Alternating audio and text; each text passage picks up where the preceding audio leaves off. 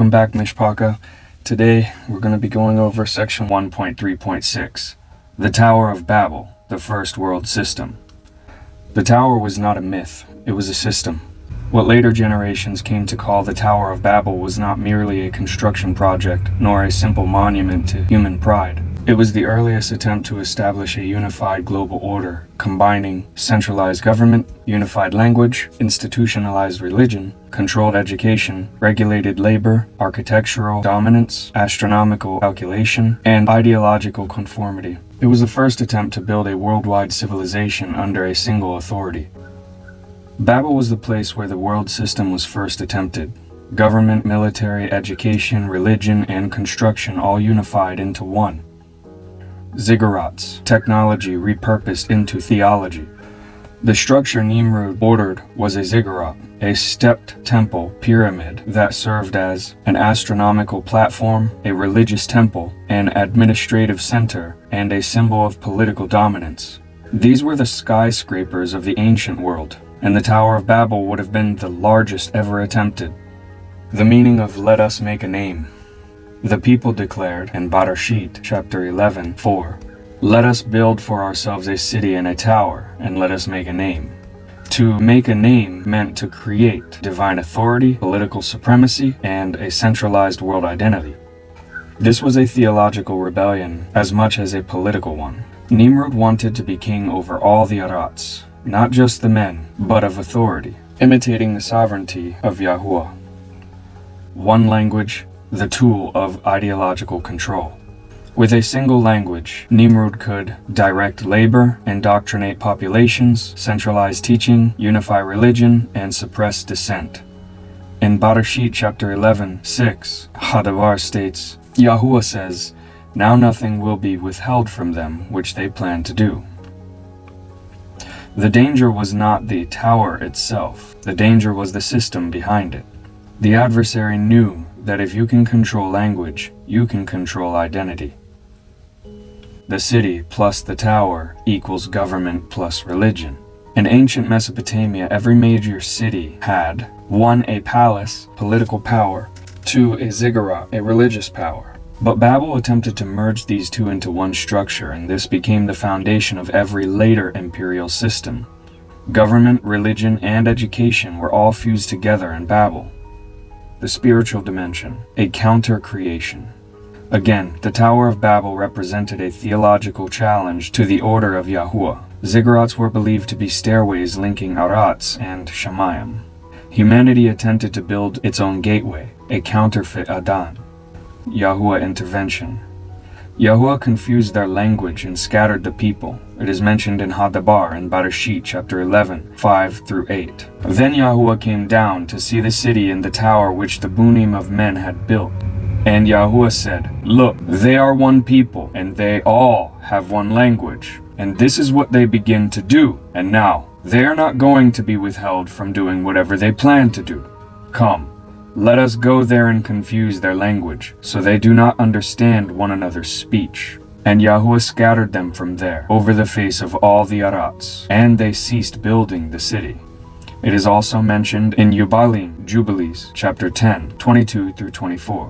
And Yahuwah our Eluah said to us, "See, they are one people, and this they began to do, and now naught shall be withheld from them. Come, let us go down and confuse their language, that they may not understand one another's speech, and they may be dispersed into cities and goyim, and one purpose shall no longer endure with them till the day of judgment." And Yahuwah descended, and we descended with him to the city and the tower which the children of men had built. And he confused their language, and they no longer understood one another's speech, and they ceased then to build the city and the tower.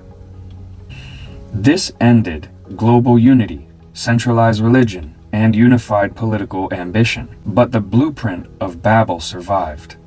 When Babel fell, its system did not die. Yahuwah scattered the people, but the ideas of Babel traveled with them.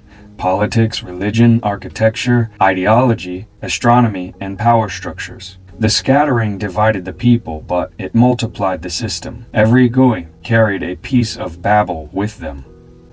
The legacy that would shape every empire after. Babel's system would reappear in Mytsraym, Assyria, Babylon, Persia, Greece, Rome, and in the last days as Great Mystery Babel, the mother of whores. Babel is unquestionably the root of all world empires. Babel is not an isolated story, nor a tale, nor merely an explanation of languages. It is the beginning of the world system, the start of the beast system, identified and outlined in Hadabar, the very system that counterfeits and opposes true righteousness as well as the Torah and right rulings of Yahuwah, and rejects the sacred names as well as the true identity of the covenant peoples, and obfuscates the truth. It is the beast who comes in the end times, which the woman of Chazon rides on the back of, the same beast system that 𝤉𤄠𤄅𝐄 destroys before his 1,000-year reign on the Arats. In the following portion of this extended section, we will follow the migration of influence into the establishment of early monarchies, priesthoods, and the foundations of empire. The spread of Babel's system, the first cities and their purpose. As mentioned in previous sections, the cities Nimrod founded were military centers, administrative hubs, religious capitals, early tax regions, ideological strongholds. Nimrod created the first network of connected cities. This was the beginning of government. City-states, the prototype of all monarchies. Each city-state included 1. A king, 2. A priesthood, 3. A military, 4. A taxation system, 5. Public works, and 6. Codified laws. This becomes the model of all later empires. The priesthood of Babel spread with its people. 𤤄𝐄𝐄 carried components of Babel: astronomy, priestly rituals, temple architecture, myths, and cosmology. The priests of Babel became the priests of the 𤤄𝐄. Even following the time of King Daud in 𝤉𝐄𝐿, this was a problem. Shalomo, or Solomon, the boon of Daud, had transgressed against Yahuwah. 1 Malachim chapter 11. By going into the women of other 𤤄𝐄 and starting to offer sacrifices to all their mighty ones. This is seen in chapter 11, 4-8, to which the successors to the throne had also done. Here is the clarification. 1 Malachim, or Kings, chapter 12, 20.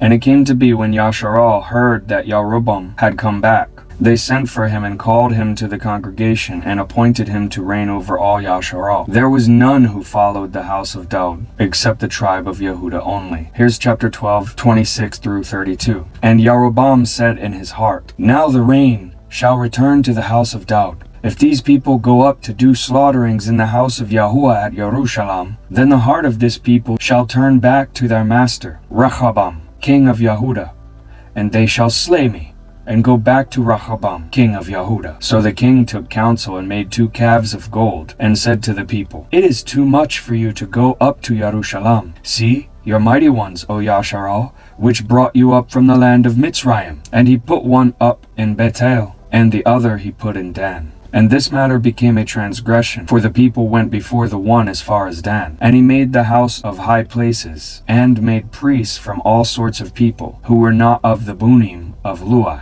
And Yaroboam performed a festival on the 15th day of the 8th month, like the festival that was in Yehuda. And he offered on the altar, so he did at Bethel, slaughtering to the calves that he had made. And at Bethel he appointed the priests of the high places which he had made.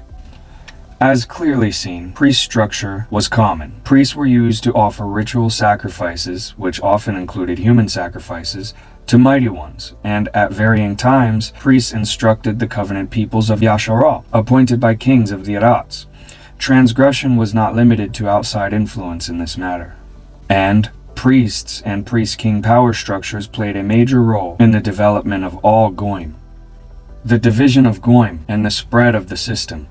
Each of the 70 𤤄𝐄 rebuilt fragments of Babel, Mytsraym, divine kingship, Assyria, military absolutism, Babylon, priest astronomy, Persia, administrative empire, Greece, philosophical state culture, and Rome, total system synthesis.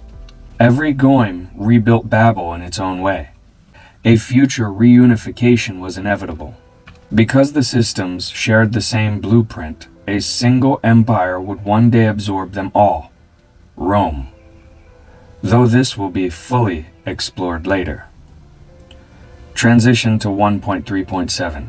The cities, kings, priesthoods, and ideologies spreading outward from Babel created the earliest kings of the Arats. The rulers Hadabar would later refer in Nabayot, or prophetic nature.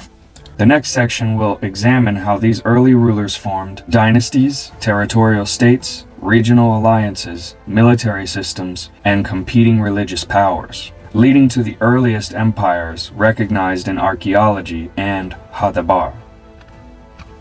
This concludes section 1.3.6, the Tower of Babel, the First World System, and continues into section 1.3.7, the First Kingdoms of the Arats, and the establishment of early monarchies.